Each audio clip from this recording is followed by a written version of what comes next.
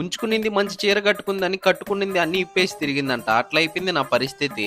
అసలు ఏం జరిగిందో తెలియాలంటే వీడియోనైతే లాస్ట్ వరకు అయితే చూడండి. చాలా ఫన్నీగా అయితే ఉంటుంది. మొన్న మనం డీమార్ట్ వీడియో పెట్టాం కదా, ఆ వీడియోలో బ్యాగ్ అయితే మా కోడలకి అయితే నచ్చిందనమాట. ఆ బ్యాగ్ కొనిస్తేనే నేను స్కూల్కి వెళ్తాను లేదంటే లేదని చెప్పింది. ఇంకా సచ్చినట్టయితే ఆ బ్యాగ్ కోసం డీమార్ట్ కి అయితే రావాల్సి వచ్చింది. ఇంకా ఇక్కడికి రాగానే కొన్ని ఆయుధాలు అయితే కనిపించాయి. ఇది ప్రతి ఒక్క మగోడు జీవితంలో ఒక కీ రోల్ అయితే ప్లే చేసి ఉంటది. క్యారీస్ కోసం అయితే వచ్చానన్నమాట.